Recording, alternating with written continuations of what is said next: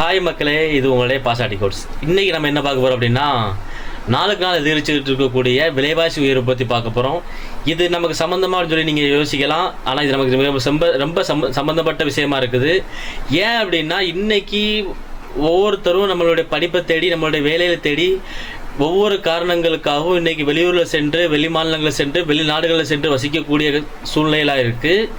இப்படிப்பட்ட நேரத்தில் Iran America போர்னால நம்மளுடைய இயல்பு வாழ்க்கை மிகப்பெரிய அளவில் பாதிக்கப்பட்டிருக்கு. 8 ரூபாய்க்கு குடிச்சிட்டு இருந்த டீ இன்றைக்கி 12 ரூபா 15 ரூபான்னு போய்கிட்டு இருக்கு. 10 ரூபாய்க்கு சாப்பிட்டுட்டு இருந்த பொருள் இன்றைக்கி 15 25ன்னு சொல்லி போய்கிட்டு இருக்கு.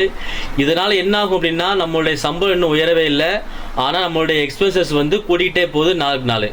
இந்த மாதிரி உங்களுக்கு எதுவும் கஷ்டங்கள் இருந்தால் நீங்கள் கமெண்ட் பண்ணுங்கள். அதே நேரத்தில் இந்த மாதிரியான விலைவாசி உயர்வு மூலமாக இன்னும் கொஞ்ச நாள் கழித்து பொருள்கள் தட்டுப்பாடாகும் போது மக்கள் மிகப்பெரிய ஒரு அறிவிக்கப்படாத ஒரு லாக்டவுனுக்குள்ளே, இன்னும் சொல்ல போனோம்னா ஒரு மிகப்பெரிய ஒரு வறட்சியை அப்படிங்கிற மாதிரியான ஒரு காலத்தை எதிர்நோக்கி நம்மளை தள்ளிக்கிட்டு இருக்காங்க. நம்ம நகரவே இல்லை, நம்மளை நோக்கி தள்ளிக்கிட்டு இருக்காங்க.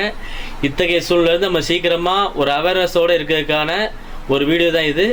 ஸோ மறக்காமல் ஷேர் பண்ணுங்கள். பாய் பாய்.